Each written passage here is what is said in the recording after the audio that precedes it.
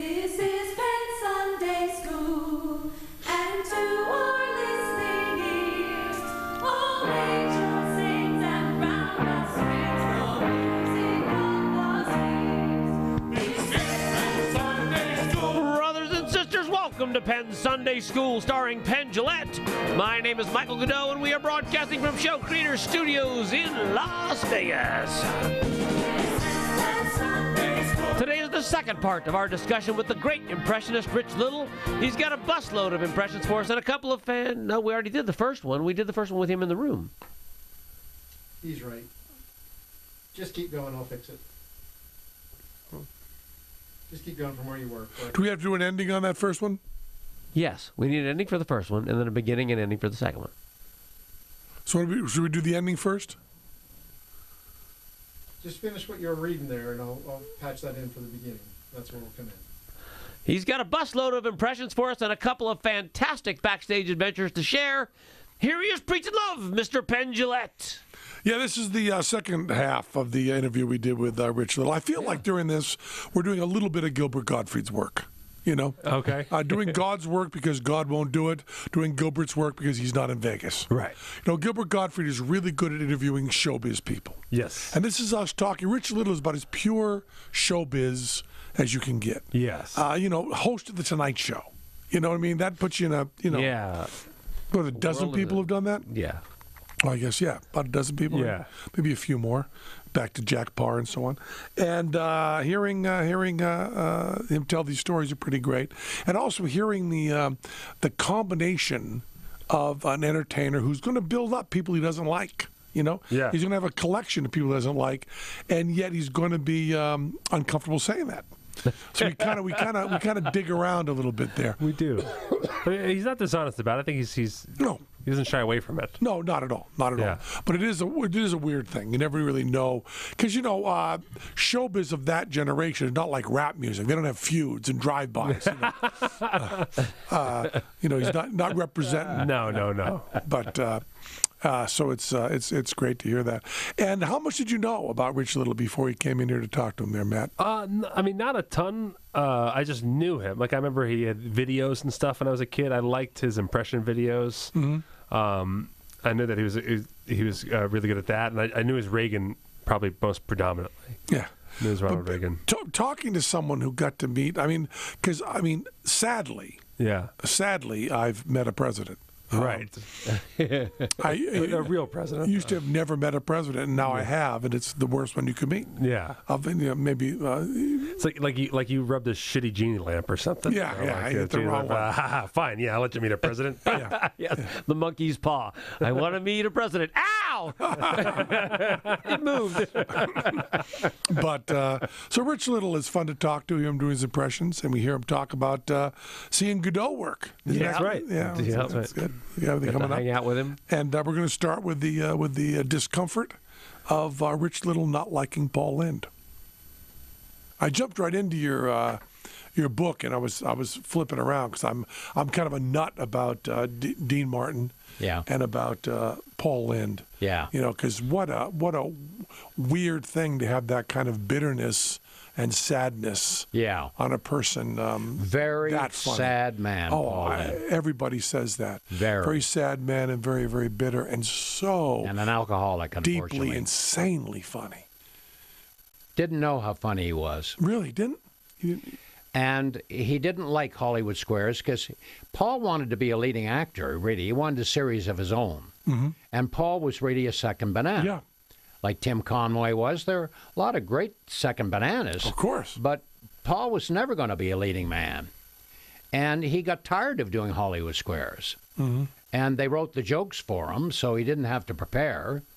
And by the time the dinner break was over, we do 3 shows and then dinner break and 2 more shows. By the time the dinner break was over, he was sloshed. I mean, he was bombed out of his mind.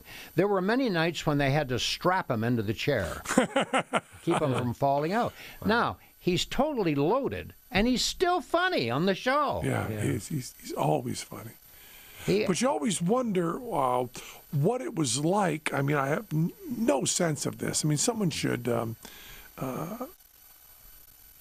there needs to be a a great documentary, a great book about that idea of the gay character played by a gay man, but no one admitting that's what it was. You know, it's such a strange A thing. lot of people to this day don't think he was gay. Yeah.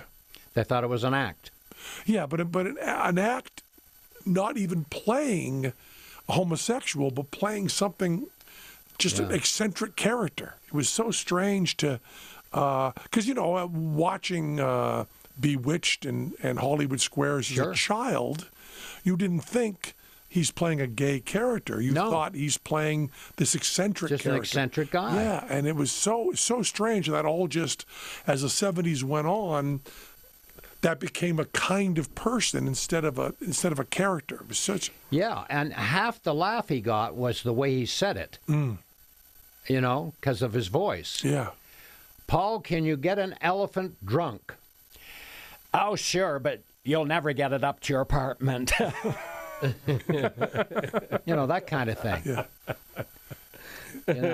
Yeah, and everybody. When a man gives a great performance, it's customary to say, bravo, bravo. What do you say when a woman gives a great performance? Mind if I smoke? And that stuff was funny. Quick, really fast, funny. little one-liners. Yeah. He's so great. He has that. He's he's becoming the classic, sad comedian, the bitter, sad guy who can make everybody laugh. My favorite Paul Lynde story, I'll tell you this quickly, because he was quite a drinker. And one night he was leaving Hollywood Squares in Burbank and driving home by himself, and he was weaving all over the road. Motorcycle cop pulls him over to the side of the road, and the cop gets off his bike. He's about 6'4", has the big boots on and the goggles and the gloves. He walks over to Paul's window, takes out his pad and pencil. Paul rolls down the window, and Paul says to him, I'll have a Big Mac, an order of fries, and a cherry Coke, and drives away. And the cop's writing this down. Big Mac, cherry Coke, order of fries. Isn't that funny? That's crazy. What was it like to do the Dean Martin roasts?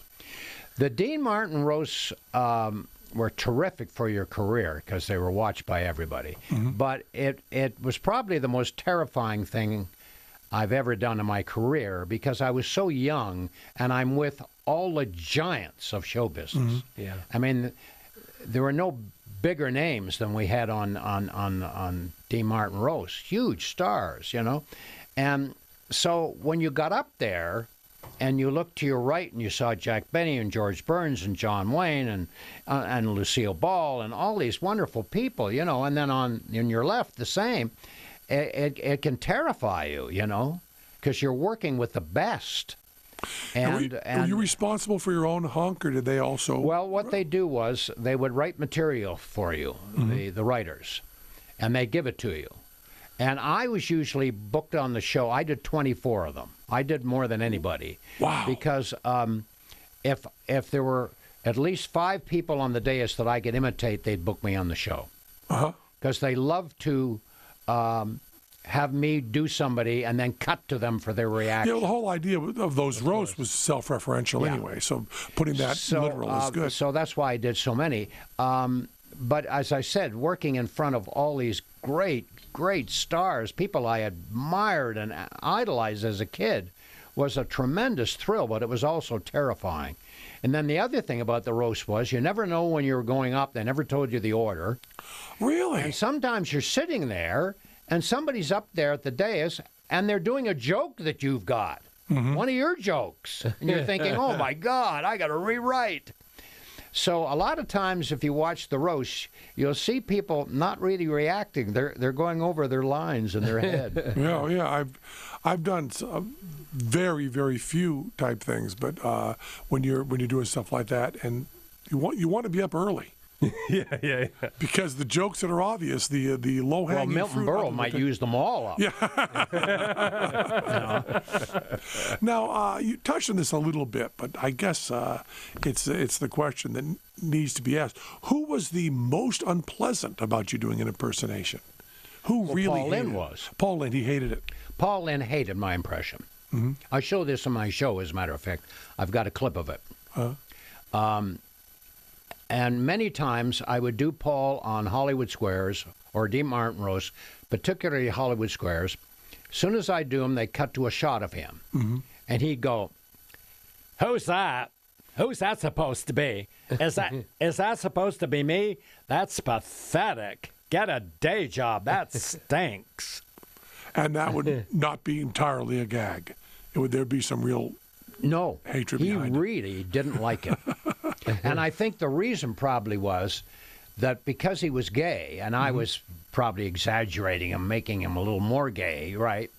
And he probably didn't like that I exaggerated it a little bit, you know? Yeah, but everything you hear, he didn't like anything. So No, he was a sourpuss. You never talked to Paul. yeah. I mean, when I did Hollywood Scares, if I got hello out of him, that would be good. He would never talk, and he kept to himself because he didn't like the show, but he knew what it was doing for his career. It made his career. He knew that, so that's why he stayed with it so long. But he really was not a nice man, and it was a shame. I tried to reach him several times by trying to get him, loosened up a bit and talk to me, but pointless. Wow. So the only other person I can remember that never liked my impression was Tony Randall. Tony, you remember Tony? Yeah, Of sure. course. Rich, I saw you on The Tonight Show attempting to do my voice, and you totally missed it. No one can imitate me because I have perfect pitch.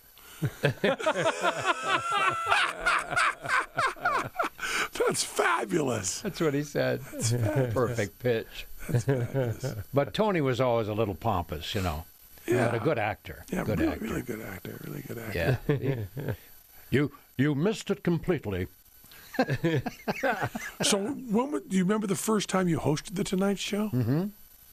What was that like? Terrified. Even worse than the Dean Martin show. I was by myself. And, you're going out there, following Johnny Carson, who is the king, and a lot of people watching and a lot of pressure, and you had to be at your best. You just had to relax and just hope for the best, and try not to let the thing overwhelm you, because you could easily crumble. I mean, just the magnitude of it, As a guest host, it's like it's his writers and everybody's still taking care of it. Like, what was the process like for you to approve like the monologue jokes and that kind of a thing? Well, the thing about it is when you're a guest on any talk show, they have a list of questions they're going to ask you, Right. written down, and the secret was to somehow glance down and put that question in the back of your mind, and so you didn't look like you're reading. But the danger is that you have to bounce off what they're talking about. Okay, so And if you're not listening, You're Jimmy Fallon. A guy could say, the only bad thing I ever did in my life was I murdered my wife, my first wife. I killed her. And then you'd say, so listen, what are you doing lately? What's happening in your career? yeah, You have to listen to what they're talking about. So you found the just like you interviewing. and I are right now. Sure. We're all listening. so the interviewing was the most challenging part of it, or one of the more challenging parts. Oh of it? yeah. Oh yeah. After you've gotten through the monologue. I know. Oh, the monologue. Yeah. So as a guest host, were you still approving and shaping the opening monologue, or were the writers handing it to you?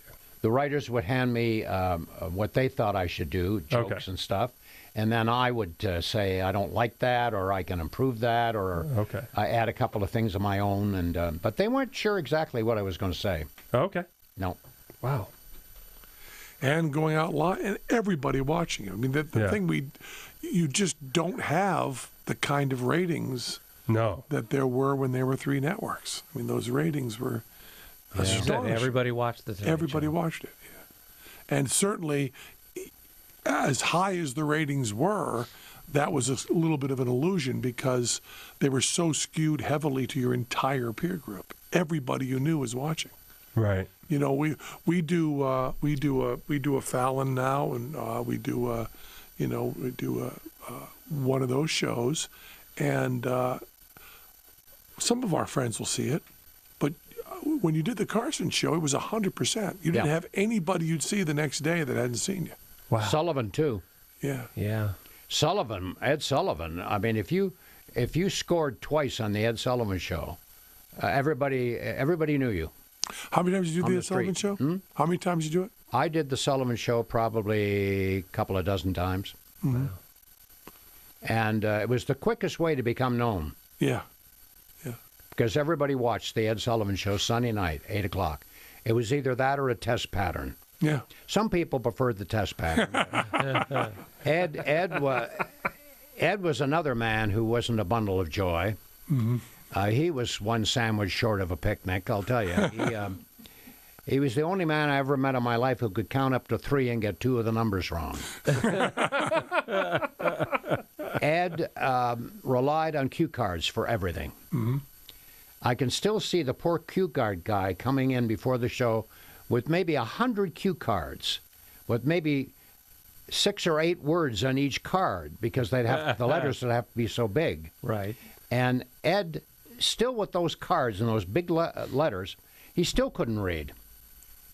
He screwed up. I can't tell you the number of times he screwed up. I mean, you know, the best one I ever heard, and I was on the show that night, was when he came out. Now, remember, he's reading the cards.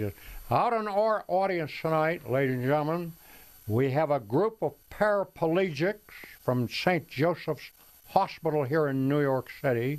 Would you stand up there and take a bow for us, please? On your feet.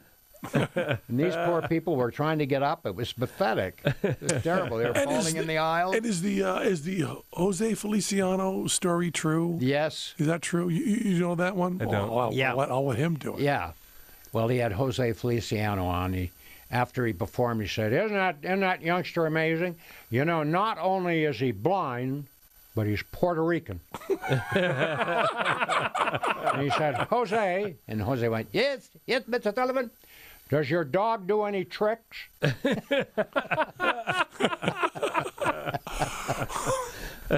One night he had the singing nun on. Do you remember her? Yeah, Oh, sure. With her song Dominique.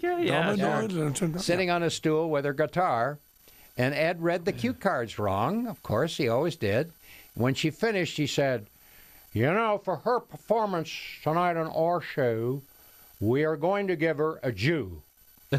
And then he stopped and looked around and he went, I'm sorry, a Jeep. Imagine saying to a nun, I'm going to give you a Jew. A Jeep. And he had that great pronunciation of the Beatles. You know, he put the A in there. When he introduced him, he almost said Beatles. He didn't understand that the word beat would still be pronounced beat if it was spelled B-E-A-T. I remember Steve Rossi, my dear friend Steve Rossi. You remember Steve? I sure do.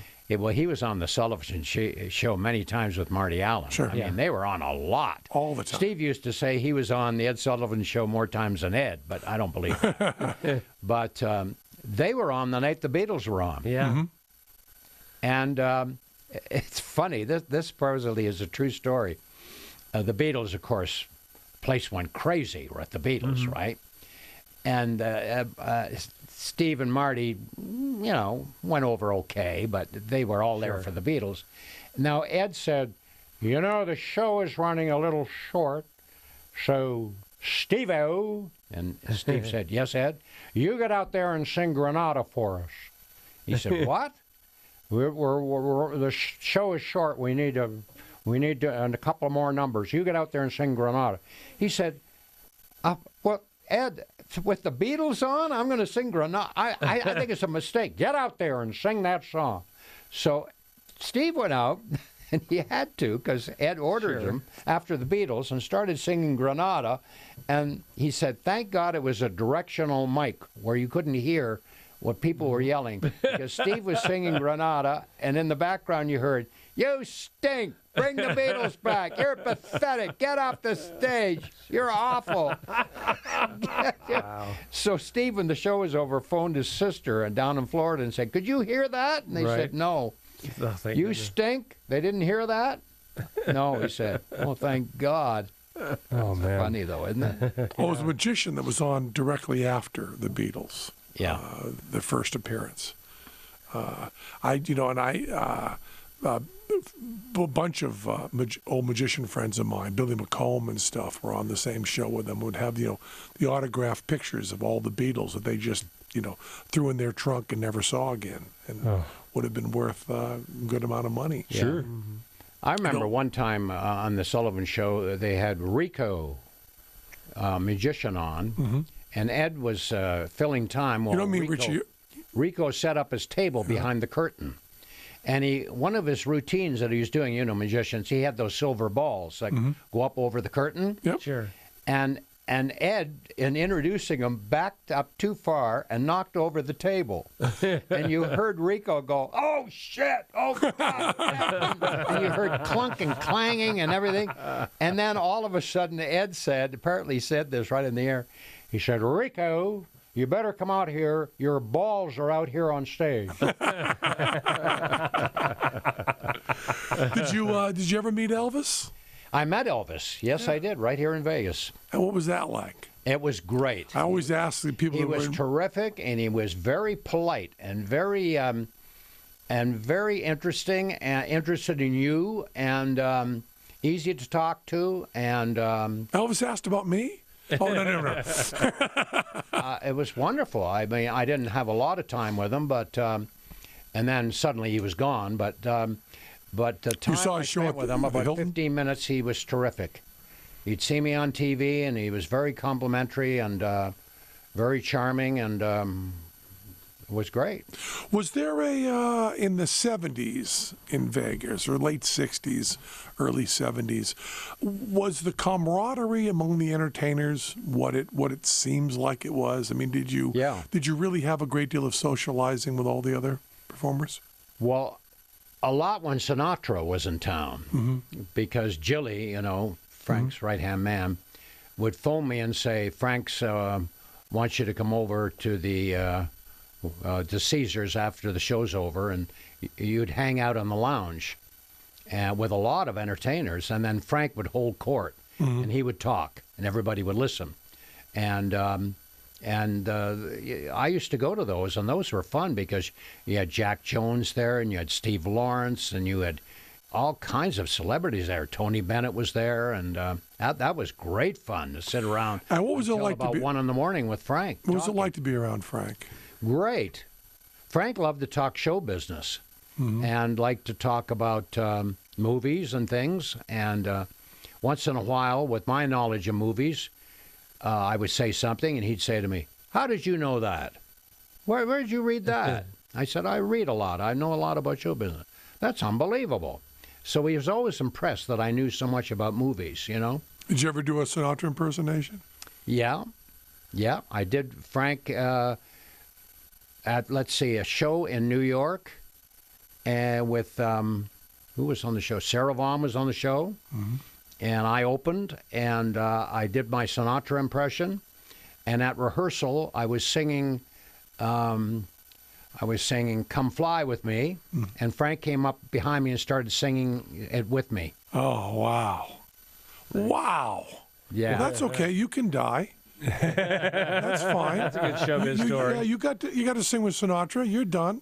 You don't get Yeah. anything else. You've had enough. That's enough. You've He was hit. always very nice to me, though. Yeah. I can't say anything bad about it. I never saw the dark side of Frank. I never saw that. It existed, but I never saw The it. stories that I know about Sinatra, people that have met him, he comes off wonderfully. He's humble and stuff, and yet the biographies and a lot of information gives you. Well, he was a man that the mood could change in a heartbeat.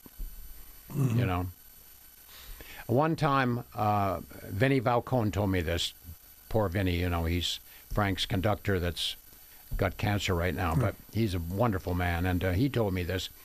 He said, one evening down at the compound in Palm Springs, Frank and all his buddies were doing charades down in the rumpus room. And Tom Dreesen was in charge, and they were doing song titles, charades, song titles. And Frank was at the back of the room not participating, in a bad mood, sitting back there scowling. He was in a terrible mood, and he wasn't joining the fun. And the more fun they had, the worse Frank got. And they were doing titles of movies. And finally, Frank got so pissed that he picked up a clock off the mantel. He stood up and he threw it at Tom Dreesen. And Tom just ducked, and the clock went right by him, and Tom pointed to Frank and said, "Got it, as time goes by." And Frank fell on the floor, and the whole mood was changed. He was nice from then on. It's a good as line. time goes by. Is that funny? Good line. It's a good line. No doubt about it. So you're working at the Tropicana Yeah. now? Yeah. And Yeah. Loving it. how many shows a week? 5? 5 shows a week? Nice. Yeah. Wow. Not like the old days, and you did like, what, 14? What are you guys doing? We're only doing 5. We got it easy. This Now, easy how long modern have you been Vegas. doing it now? We have been at the Penn and Teller Theater, the conveniently named Penn and Teller Yeah. Theater, for 16 years. 16 years? 16 years, yeah. We've been out in That's Vegas for what, incredible. 21, 20, Congratulations. 23 years now? 24 years. Wow. We've been living here for 24 That's years. great. So yeah, I would have. I would have loved to have. And you still enjoy it? Yeah, I love it. I love it. I don't know how to do anything else. You still like doing your show? Yeah. I guess the minute you don't, I guess you should get out of it. But Yeah. so long as you're having fun and the audience is reacting, might as well continue it. If you have your health, everything is your health. You know? Yeah. Yeah. Health does matter. But that's 16 years. Wow. I'm so curious about that late '60s time in Vegas when everybody was, and I'm so fascinated by Dean Martin, and you're. Well, Dean was a man who sailed through life without a problem. Nothing Yeah. worried Dean. Yeah. Absolutely nothing. And you say in your book, I knew all of this about Dean, but you read it again, you're still surprised. He would show up at the roast and not know who they were roasting. That's right. That's exactly right. That's exactly right. The perfect job. One day That's the we're perfect walking job. to the set to start the show in 2 minutes, and as we're walking to the set, Dean turned to me and said, "Rich, who are we honoring tonight?" He didn't know. Wow. In other words, if I hadn't told him, he would have started the show and read the cue cards and then found out who the guest of honor was. He didn't care. He didn't care. And you did the Dean Martin show, so you got to work with his stand-in for all the Oh, rehearsals. yeah, when you did the variety show, you worked with his stand-in for the whole week. What was the stand-in like? How good was he? Stand-in was fine, and we go through the show every day for about 3 or 4 days, and blocking it and everything. And then Dean would come in the day of taping about 10 o'clock, sit up in his dressing room and watch one run-through of the show and try and take in as much as he could, and then he went down and did the show. So he was only actually there, he's only there about 4 hours. And when we did the roast, see, one of the reasons he did the roast was he didn't have to prepare anything. Nothing. No music, nothing. Just show up. Not even know who the guest was. And so that was even a shorter time. Everything was Dean was how quickly you could do it and get out of there. Yeah. And So sometimes, because Dean hadn't rehearsed with you all week, you could be turning to him on the set the way you rehearsed it, and he's not standing there. yeah. But the thing about Dean was when things got screwed up and went wrong, that's when Dean was at his funniest. Yeah. Sure. I saw Dean twice in Vegas. I saw him once before his son died and once after. And the show before his son died was one of the greatest shows I've ever seen. And I always compare it to the Ramones. Before his son died? Before, yeah. After it was different. Afterwards, different. Afterwards, there was the absence of joy was noticeable. Well, still good. He was still good. Towards the end of his career, he was slowing down, and he really didn't want to be there. Somebody told me that the program manager came up to him at Bally's and said, Dean, your show is too short. You're only doing 22 minutes, and you're the headliner. We need at least 25, maybe 30. So you know what Dean did for the next show? Yeah. He didn't add a song. He sang Big Bad Leroy Brown as a ballad. And the show was 5 minutes longer.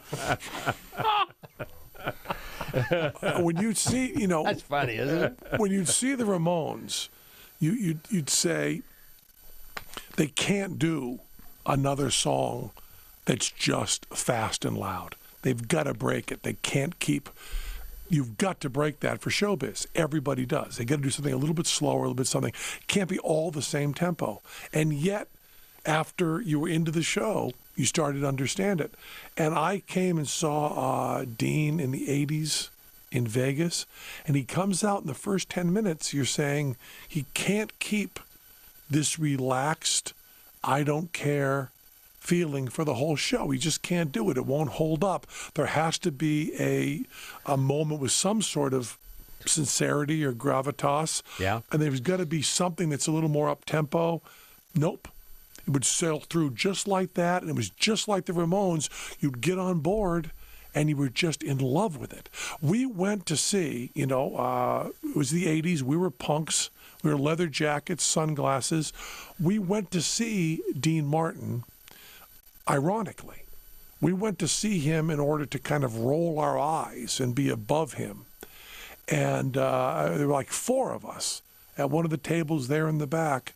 And he just metaphorically picked us up and slapped us around. I mean, I went to see that show to roll my eyes, and 10 minutes in, it was one of the finest performances I'd ever seen in my life. I could not believe the kind of depth in his performance. And he didn't care at all, and yet he was such a powerful personality.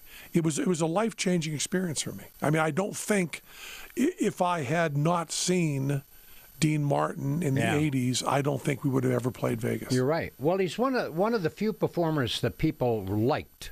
If you like somebody, it helps an awful lot. You got to be talented, but there are people that are liked. Dean is one, always liked. Carol Channing, Jimmy Durante, Louis Armstrong, all these people were liked. Yeah, there's no doubt about that. Perry Como was another one. Yeah. On that list, I only saw Dean. Can't imagine what it would be like to see Jimmy Durante. That must have been so crazy. And we don't have even very I good worked with him. electronic records of him. Yeah, what was that like? Well, it was interesting because I was doing, I forget what show it was. The Lennon Sisters were on it, and there was a big cast, and at the end of the show, we all got in a line, and we all had to sing one line of a song, and we're all lined up to go from one to another singing one line from this song. And Jimmy Durante was not in the line. He was back of the line, wandering around while people were singing, going, "What's my line? What am I supposed to say? Does anybody know my line?" And we're all looking like, hey, we're having a tough time with our own lines here, And he wandered around down there and poking at you and going, "What's my line? When do I come in? When do I come in? What's my line?" And nobody paid any attention to him. And finally, he got at the end of the line, and then it came to him at the end, and when he's supposed to sing what he's supposed to sing, he went, "I don't remember my line." And that was it. And everybody loved it. Sure. Sure, why wouldn't you? I got to ask you, and this is not, this has very little to do with you and mostly to do with me because of my obsession. Did you ever, in all your showbiz travels, meet Tiny Tim? No. Never did. No. Did you? No, I never did. And I'm a huge fan, and I knew at the time, At the time in Vegas, he was the highest paid performer Really? in the history of Vegas when he played here for the first time in '68. Wow. They paid him more than Sinatra, more than any of the people that had ever played here. And this show was not successful. But he Then played I here in heard 68. that Dolly Parton was one that got a huge salary, and then everybody's salary went up Yeah. after her. Yeah. So Tiny Tim before that, huh? Yeah, well, what year would that have been? The first 68 that he played in Vegas. Yeah. And isn't that amazing? Yeah. Well, it He was a couldn't phenomenon. sing, and he wasn't good looking. It was a everybody phenomenon liked that happened in this country for, Isn't that for a brief incredible? time. Tiny it was Tim, or- just crazy. God, Yeah, it was, That's amazing. It was a thing. Never And he- met him, And he no. was. And do you ever do Laugh-In? Were you ever on? yeah, Laugh-In? I did laugh in. Yeah. Yeah. What was that fun like to being do. on that show? Great, because everything There was no uh, live audience, just in the studio, yeah. just doing. quick little bits. Yeah.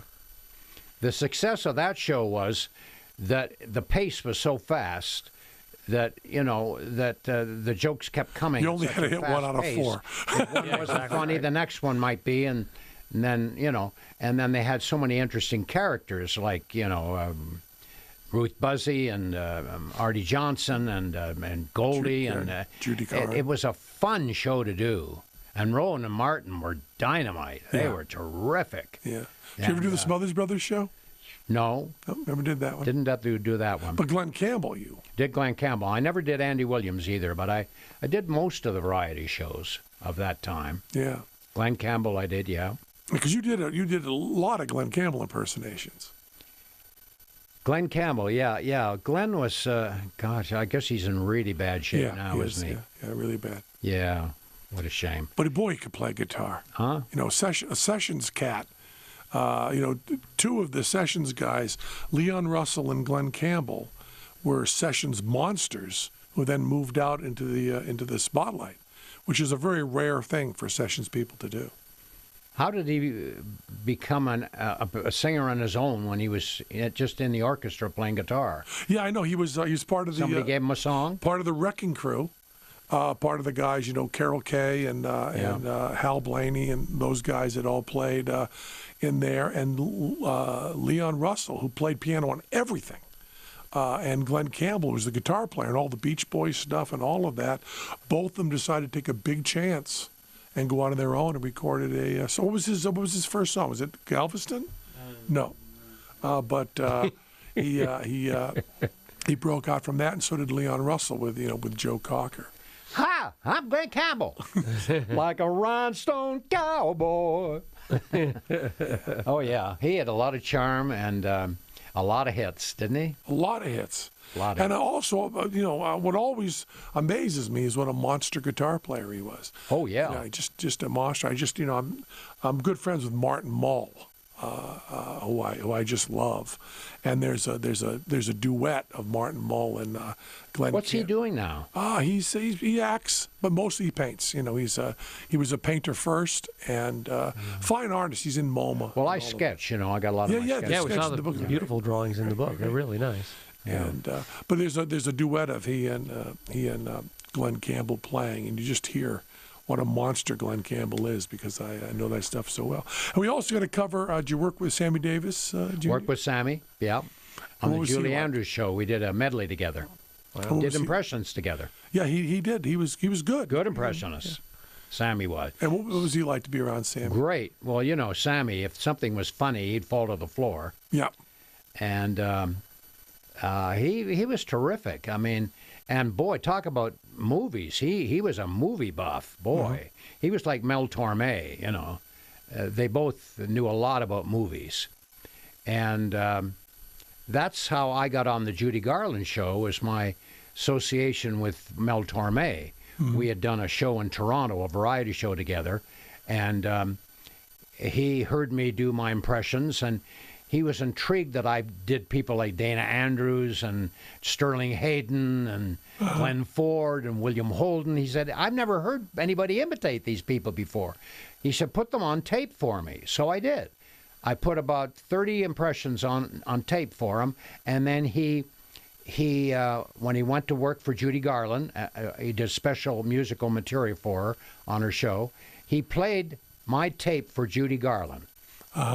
And Judy's reaction was, can I say this on the air? I mean, have you got restrictions? No. All right. Here's what Judy said. Not very nice, but this is what she said. Oh, Mel, yeah, I'm sure he's good, but I don't like impersonators. They make me fart.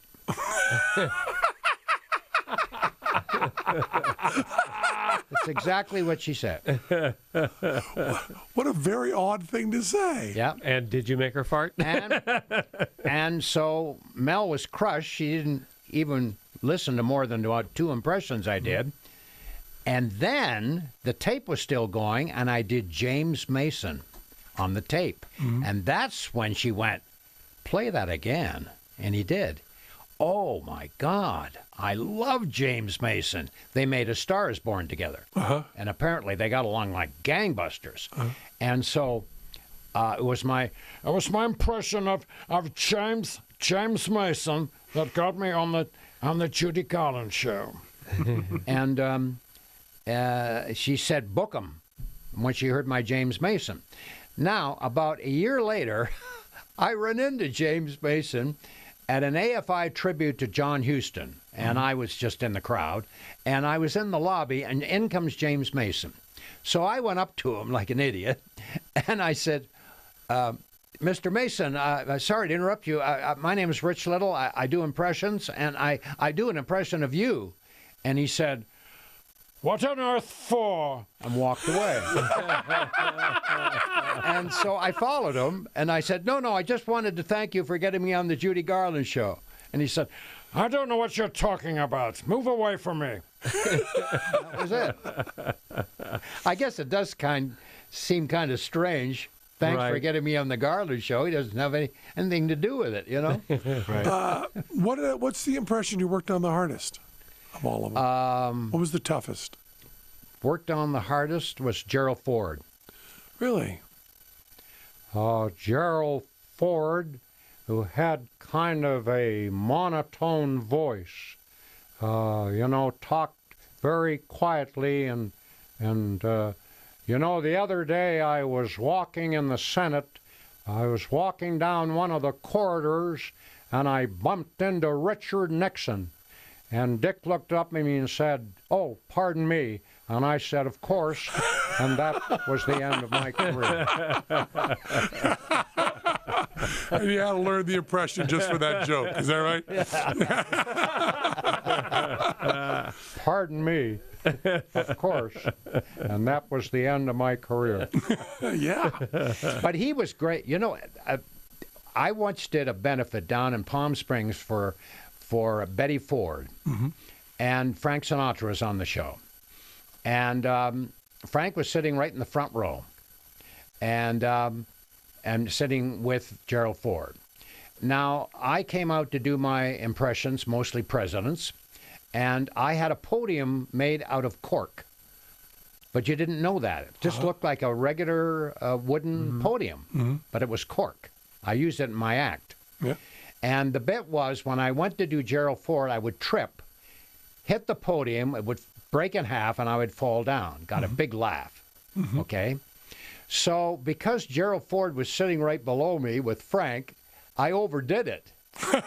And I hit the podium so hard, cork went everywhere. There was cork in the air like forever. And it was landing on Gerald Ford.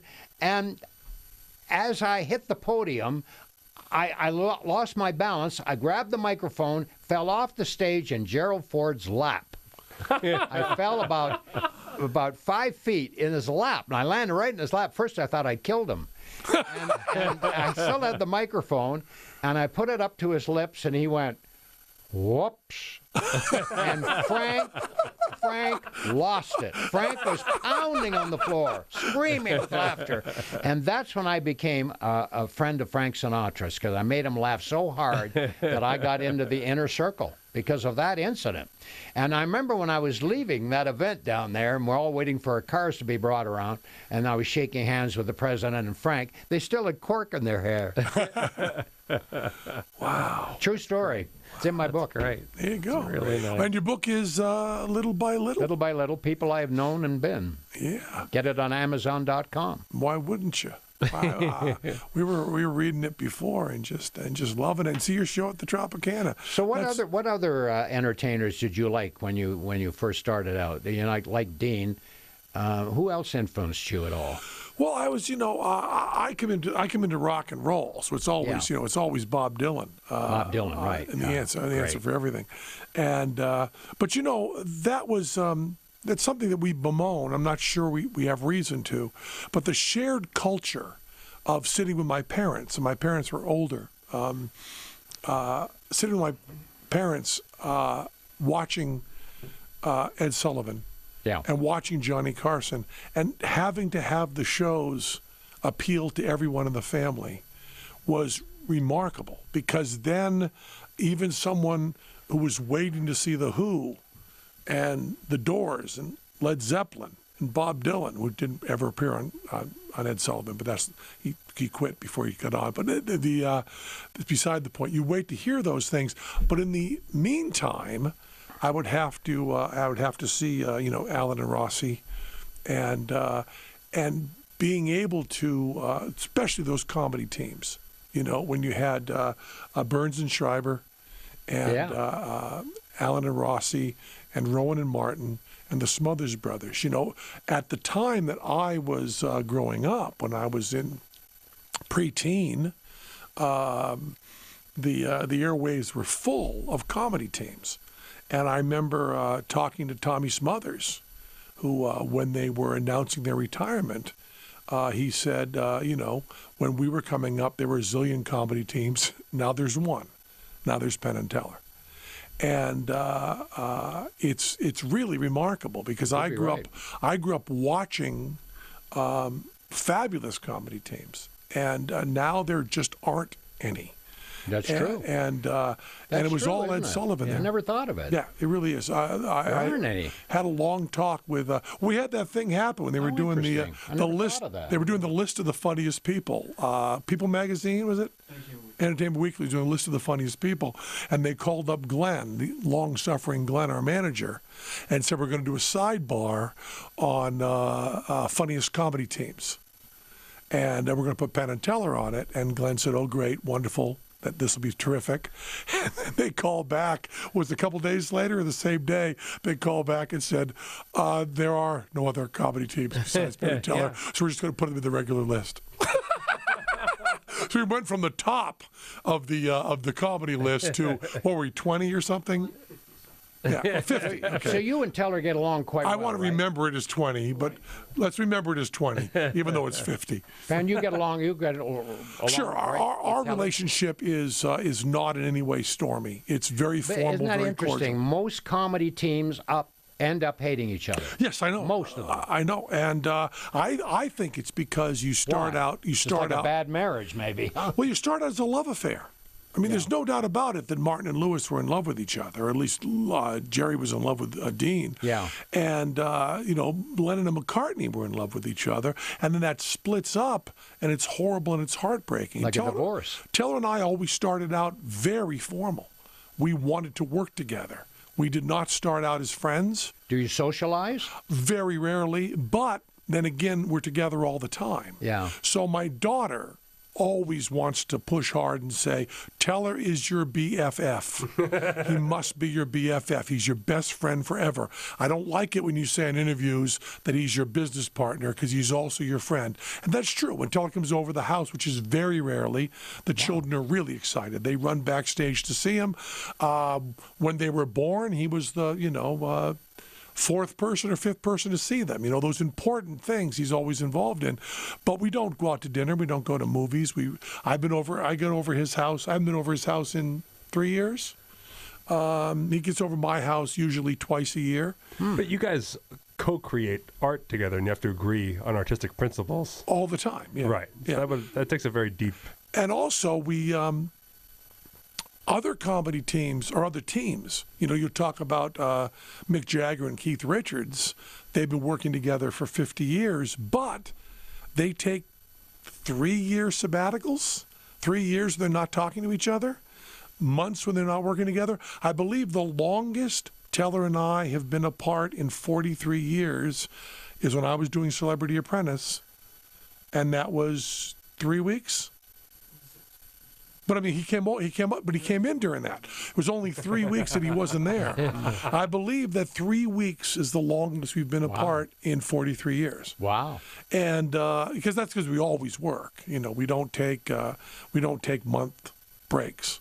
We take 4-day breaks now and again. You know. Do you perform other places than Vegas? Oh yeah, we do.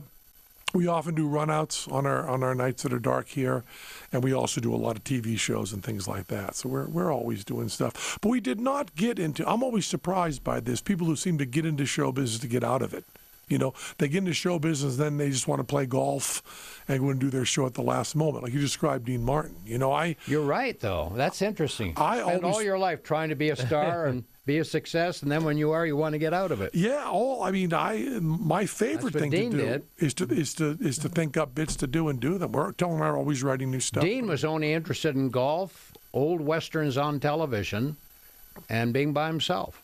Yeah. Gabe Kaplan tells this very telling story where he says he was opening for Dean Martin and he was thrilled. He was going to open for Dean Martin at Bally's.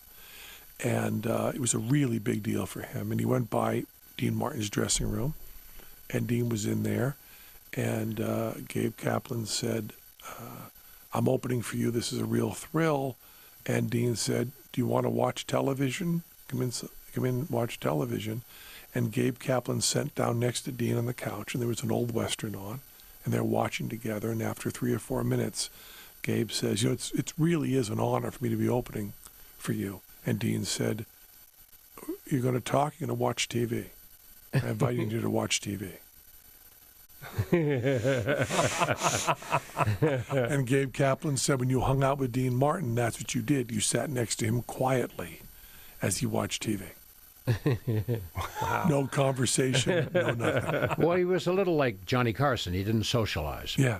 There's a great line in Steve Martin's book, Born Standing Up, where he says, I got to be I got to be as close to Johnny Carson as two uptight loners who don't talk to anybody can be. I'm reading a book right now on Jackie Gleason, and who I admired and worked with. I did his show in Miami, and then I did a show in Vegas that he emceed, and we did bits together on the show. I was thrilled to be working with Jackie Gleason. Sure. The interesting thing is, I show this in my show, a clip from it. He was totally stoned for the whole show, and yet he's perfect. He doesn't forget one Now, word. when you say His stoned, you mean timing was marijuana or you mean alcohol? No, alcohol. Okay. He was bombed. Yeah. And yet he didn't miss a cue. His timing was incredible. And the bits we did together are just look like we'd been doing them for years. And I show a clip of it in my act, and I can't believe how good he was, and yet he was 3 sheets to the wind when Well, we you did know, it. that's what they call state-specific learning. If you learn drunk or stoned, it actually works providing you do that skill drunk or stoned. So your jazz musicians who play incredibly complex stuff, if they've practiced on heroin, they can play on heroin. If you practice drunk, you can function drunk. If you study in an altered state, as long as you take the test in the altered state, you can also do well. It's crossing over you have trouble. You can't learn something sober and then do it drunk. Wow. So states, because I used to, I would go on Stern, Howard Stern show, which I was on all the time in the late 80s, and I would go on with Sam Kinison, Yeah. And I would go on, I've never had a drink in my life or never any drug in my life. And I would go on, of course, stone cold sober after having rested and prepared. And I would see Sam there, and he would still be drunk or high or whatever he was the next morning and up all night. And I would sit there next to him working as hard as I could to keep up with him.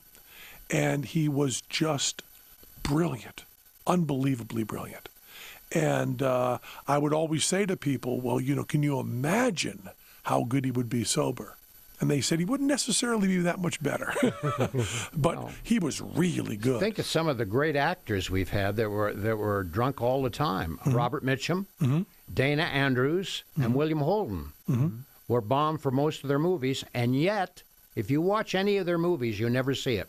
And then you have Louis Armstrong, who has been stoned from the time he was 8 years old. Really? Marijuana. Oh, I didn't know that. Stoned How every day. interesting. Willie Nelson, Well, Willie, yeah. Paul McCartney, and all of them fabulous, fabulous performers. You know, as a teetotaler, I often find myself defending those who do stuff drunk and high because it doesn't matter as long as you're good. I'm just terrified that I wouldn't be. But if you drank too much and you were an actor like Robert Mitchum, how did you remember the lines? I don't know. I think that's what I was trying to address with stage-specific learning. That I can't figure out. But they say Robert Mitchum could, it's in his book, he would take a scene they were going to shoot and he'd go through 5 pages in about 2 minutes. Yeah. And it would be right there. Yeah. Wow, crazy. Yeah. It's great skill. Photographic memory. Gleason had it too. Yeah. Photographic memory. Sometimes on the honeymooners, you know, I heard this that in the morning, like Saturday evening, the show was live, and on Saturday morning, Gleason threw out the whole script and had it rewritten and did the new show by 8 o'clock. Yeah. Yeah. Wow. Those there seems to be much less biographical material and stuff on Gleason than there are a lot of the other entertainers of that time. He seems like a pretty fascinating guy, and I don't know why he wasn't part of the Vegas. It wasn't part of the Vegas group at all. But. No, he started out in New York playing small rooms, no money, and then he came to Hollywood and played bit parts in movies for Warner's for a while, and then went back to New York. Yeah, but he wasn't part of that scene. No, really, never part of the Vegas scene. No, I don't think he ever played Vegas, did he? I don't know. I don't think so. Glenn would know. Do you ever play? He played Atlantic City once, but I don't think he ever. Glenn's there. Well, Bob Hope never played Vegas either. I don't think he did. I think he was on Merv Griffin a few times. Is that true? He never played Vegas? I don't know whether he must have. He must I have. can't remember him being here, but he must have played. He must have played. Did you know Vegas. Bob Hope? I knew Bob. Yeah. You know, Phyllis Diller. Who Bob was, Hope. I want to tell you, how about that? The Rich Little, huh? Phyllis Diller was a friend of mine, and when Bob Hope died, I called her up to offer my condolences because she loved him so, and said, "Wow, he made it over 100." And then Phyllis Diller said to me something that still haunts me. She said, "Well, we all lied about our age. He was much older than that." That's what Phyllis said? Yeah, and she said it not as a joke, but totally seriously, and as though it applied to her as well. So when I went like, "Oh my goodness, how are these people vampires? How long are they living?" Anyway, Dolores lived longer than Bob, didn't she? Yeah, 103 or 4. Yeah. Well, Little by Little is Rich Little's book. Actually, you know what? I have one thing I would like to mention. Okay. I was going to wrap it up. 25 years ago, I know you were. That's why I'm interrupting you now. 25 years ago, I was doing a juggling show, and you came and saw the show, and my mom was there. And after the show, you came up and said some very nice things to me about the show, and then did a very quick impersonation of me for my mom. And you talk about Sinatra coming up behind you and singing, and that being a great showbiz moment for you. Yeah. That was a huge moment in my life and for my mom. Because we had seen you so many times on the Ed Sullivan Show and the Tonight Show. And you doing an impersonation of her son in Vegas was the most showbiz moment of my life. And I just want to say thank you. How was the impression? You know what? It was me. How could I tell? My mom says it was spot on. It was me. You How see? can I tell? It was me. And I can tell you, that was funny. a magic, wonderful moment. Oh, And thank that's you great. so Well, much. you're welcome. It meant That's everything funny. to me and to her. And it was real showbiz. I had finally been in real showbiz. Someone we had always seen doing impersonations of celebrities did an impersonation of me. Wow. Best moment of my career for her. Well, it was my pleasure. There's Well, thank no you money so in the much. voice, but No, I know. Sorry. Rich Little, see his show, The Tropicana. Pick up his book at Amazon.com. That was Penn Sunday School. I should take the impressions Are you out. not going to ask Rich Little about his other guy voice?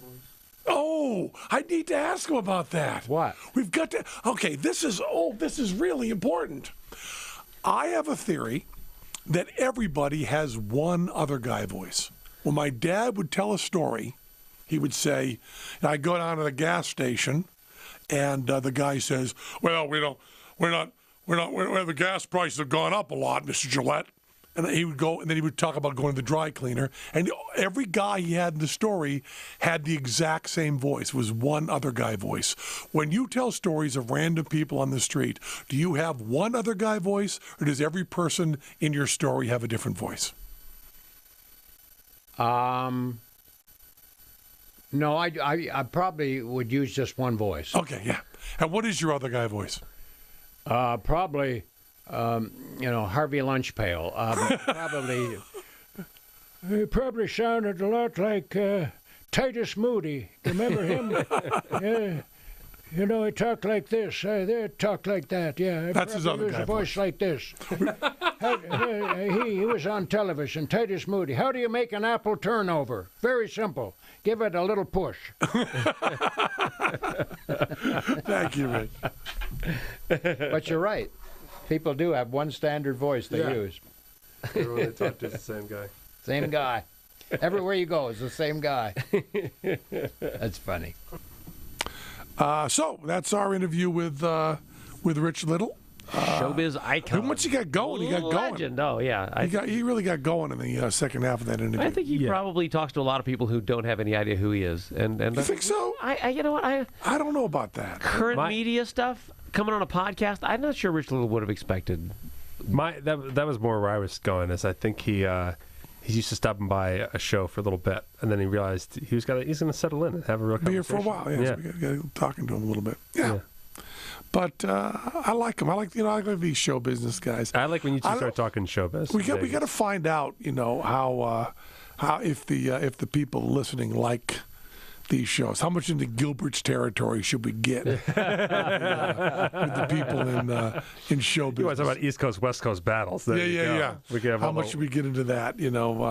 Of people who've been around. Greats. Because now, when I did the Phyllis Diller interview, did I do that for the radio show, right? Yeah. That was not for the podcast, for the radio. No, sadly. It was Phyllis Diller. We've done a few of those where we bring up interviews with people. I want to be doing. I want to do Phil Proctor of Firesign Theater. I want to do an interview that with him. would be fantastic. We should think of who else we should do. I was going to say another concept for you. Like what I like about these is that they're documents. These podcasts become documents. Mm-hmm. So like.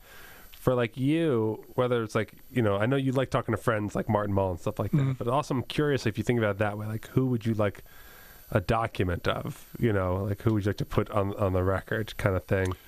Well, I do like, it's hard to say because those, the interview we need to do, of course, is we need to do the definitive Bob Dylan interview. Of course. Yeah. That one's been in the hopper for a while. Yeah. That's, Let me guess. Godot and I invited to the studio for that one? I don't think we probably wouldn't have to. Probably take a Studio? Take that day off, maybe. Might be able to. Godot You don't want us jumping in, ruining Dylan's stories? Blow to the wind, right? Blow to the wind. I was getting there. I was gonna get to blowing in the wind. That's the song I was right there. He might love me. He might. I'm sure he would love you. I'm sure he would absolutely love you, but he will never know. No. Yeah, I understand that. That part is. But that's our Rich Little. We'll get to our dream list another time too. But that was Rich Little, and that was Penn Sunday School. That was Penn Sunday School. I'm going to ask you, Matt. Cha. You've heard Rich Little do these, so I want to hear you go. Let's hear your Reagan, Matt. Mr. Gorbachev, tear down that wall. Pretty good. Let's hear your Paul Lynde. Oh, I want to thank you so much for having me on the show. Let's hear your Nixon. I'm not a fan of Penn Sunday School. And now, why don't you walk it home with the Duke, John Wayne. Oh, All right. I loved his Edward G. Robinson when he didn't know it was Edward G. Robinson. That's true. was I'm the much best better at one. imitating people I can't do. I mean, that I don't know who they are. Sock it to me?